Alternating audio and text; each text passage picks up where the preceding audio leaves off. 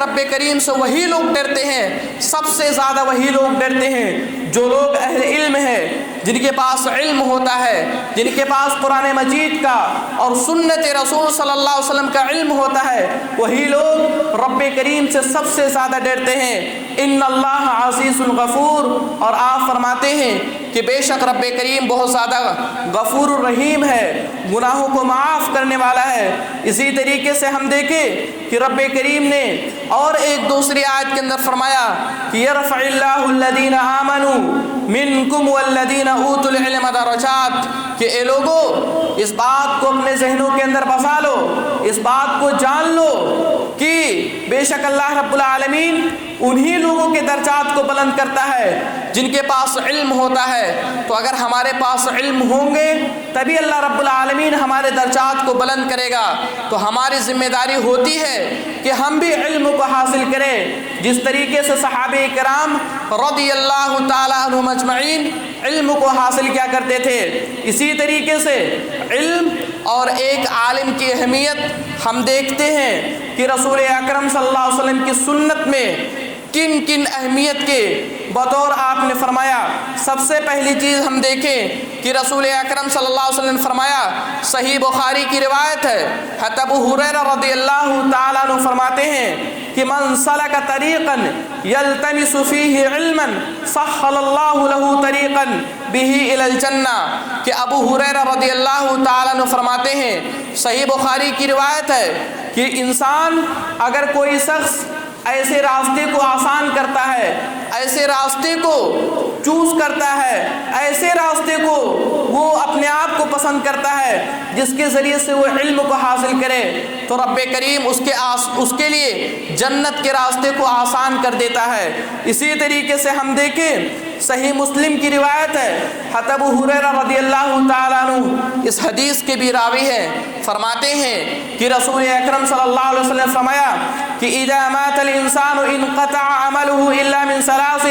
کہ جب ایک انسان مر جاتا ہے، جب ایک انسان اس دنیا سے رخصت ہو جاتا ہے، جب ایک انسان رب کریم کا پیارا ہو جاتا ہے تو اس کے تمام اعمال منقطع ہو جاتے ہیں۔ انسان کو اس کے بعد اعمال یعنی ثواب نہیں ملتا ہے، الا من ثلاث، سوائے 3 لوگوں کے۔ آپ نے فرمایا صدقۃ جاریہ، کہ اگر کوئی صدقہ جاریہ ہے تو رب کریم مرنے کے بعد بھی اس کا ثواب دے گا۔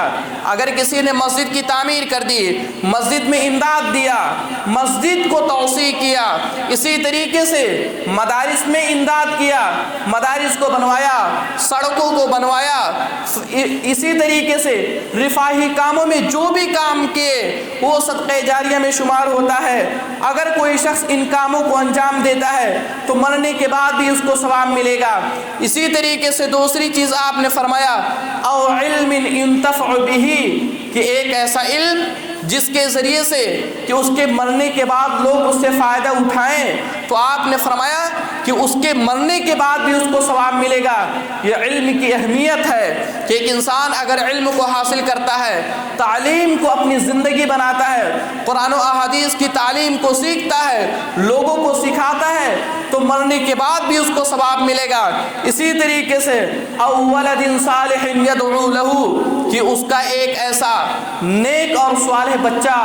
کہ ان کے مرنے کے بعد، اپنے ماں باپ کے مرنے کے بعد ایک بچہ یا ایک بچی اپنے ماں باپ کے لیے دعائیں کرے، تو رب کریم اس کے مرنے کے بعد بھی اس کو ثواب عطا فرماتا ہے۔ تو یہ 3 چیزیں ہیں۔ اسی طریقے سے ہم دیکھیں ترمذی کی روایت ہے، حضرت ابو ہریرہ رضی اللہ تعالیٰ عنہ فرماتے ہیں کہ رسول اکرم صلی اللہ علیہ وسلم نے فرمایا کہ من خرج فی طلب العلم فہو فی سبیل اللہ حتی یرجع، کہ رسول اکرم صلی اللہ علیہ وسلم نے فرمایا کہ جس نے علم کو حاصل کرنے کے لیے اللہ کے راستے میں نکلا، جب تک وہ لوٹ کر نہیں آتا ہے وہ اللہ رب العالمین کے راستے میں رہتا ہے، وہ اللہ رب العالمین کے راستے میں رہتا ہے۔ اسی طریقے سے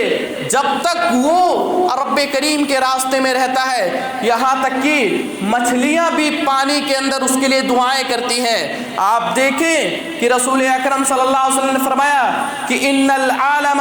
یستغفر له من فی السماوات ومن فی الارض والحیتان فی جوف الماء، کہ جب ایک انسان علم کو حاصل کرتا ہے، علم حاصل کرنے کے لیے اپنا گھر بار چھوڑ کر کے دوسری جگہوں پہ جا کے تعلیم کو حاصل کرتا ہے، رب کریم کے راستے میں رہتا ہے، تو فرماتے ہیں کہ پوری کی پوری دنیا اس کے لیے رب کریم سے استغفار کرتی ہے، اس کے لیے رب کریم سے استغفار کرتی ہے۔ یہاں تک کہ آپ نے فرمایا کہ آسمان میں جتنے بھی لوگ ہیں، زمین میں جتنے بھی لوگ ہیں، چاہے وہ پرندوں کی شکل میں ہو، چاہے وہ جانوروں کی شکل میں ہو، تمام کے تمام لوگ اس کے لیے دعائیں کرتے ہیں۔ یہاں تک فرمایا والحیتان فی جوف الماء، یہاں تک کہ پانی کے اندر جو مچھلیاں ہوتی ہیں وہ بھی ان کے لیے رب کریم سے دعائیں کرتی ہے، ان کے لیے استغفار کرتی ہیں۔ تو یہ علم کی اہمیت ہے، ہماری ذمہ داری ہے کہ ہم بھی علم کو حاصل کریں۔ اس میں عمر کی قید نہیں ہے، ہم اس بات پر واویلا نہ کھڑا کریں کہ ہماری عمر زیادہ ہو گئی ہے، اب ہم قرآن و احادیث کی تعلیم کو نہیں سیکھ سکتے۔ ہم دیکھ لیں، تاریخ کا مطالعہ کر لیں کہ صحابہ کرام رضی اللہ تعالی عنہم اجمعین، اسی طریقے سے صحابیات رضی اللہ تعالی عنہن اجمعین کو آپ دیکھ لیں کہ وہ کتنی عمر کو ہو گئی تھی، لیکن اس کے باوجود وہ تعلیم کو حاصل کرتی تھی۔ وہ تعلیم کو حاصل کیا کرتے تھے؟ تو یہ ہماری ذمہ داری ہے کہ اگر ہمارے پاس کتاب و سنت کا علم نہیں ہے، ہمارے پاس شریعت اسلامیہ کا علم نہیں ہے، تو ایسی صورت میں ہم عمر کو واویلا کھڑا کر کے ہم تعلیم سے دور ہو جائیں، یہ ہماری دینی فریضہ نہیں ہے، یہ اسلامی فریضہ نہیں ہے۔ حق یہ ہے کہ عمر کچھ بھی ہو، اگر ہمارے پاس تعلیم نہیں ہے، اگر ہمارے پاس علم نہیں ہے، تو ہم علم کو حاصل کریں۔ رسول اکرم صلی اللہ علیہ وسلم نے تو یہاں تک فرمایا کہ طلب العلم فریضۃ علی کل مسلم، کہ علم کو حاصل کرنا، شریعت اسلامیہ کے علم کو حاصل کرنا تمام کے تمام مسلمانوں پر واجب ہے، فرض ہے علم کو حاصل کرنا۔ اس سلسلے میں علماء کرام فرماتے ہیں کہ علم کی دو قسمیں ہیں، ایک وہ علم جو کہ تمام کے تمام لوگوں کے لیے واجب ہے، اور دوسرا وہ علم جو کہ اگر ہم میں سے کچھ لوگ اس کو حاصل کر لیں تو ہمارے لیے کفایت کر جائے گا۔ جو علم ہم کو حاصل کرنی ضروری ہے ان میں سے یہ چیز ہے کہ ہم اسلامیات کو جانیں، ہم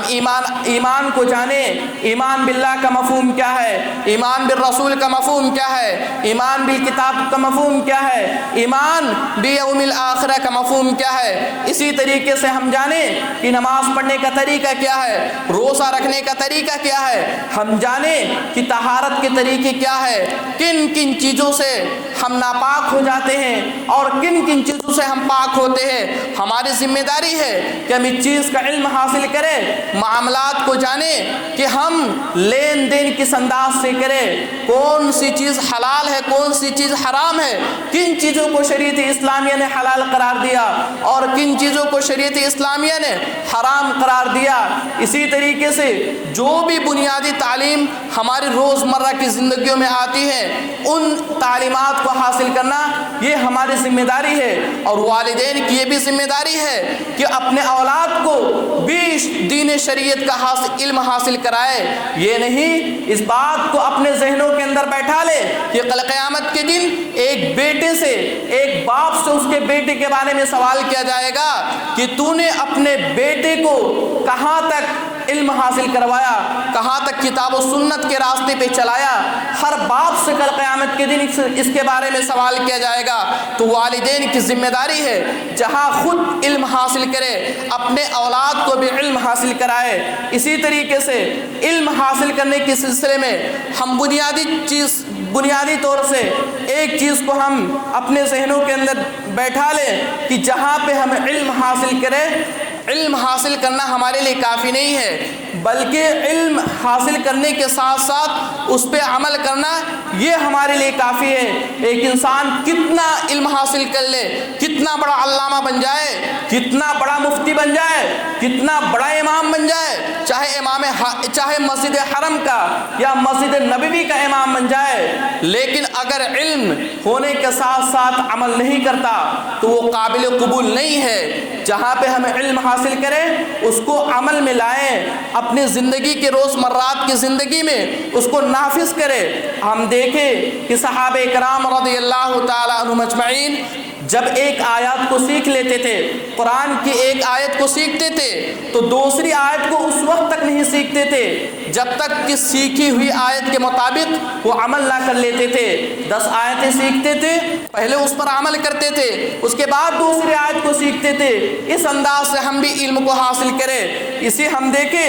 امیر المومنین علی بن ابی طالب رضی اللہ تعالیٰ عنہ فرماتے ہیں یا حملۃ العلم اعملوا به فانما العالم من عمل بما علم۔ فرماتے ہیں کہ اے علم والے تم میں سے عالم وہی شخص عالم، حقیقی عالم ہے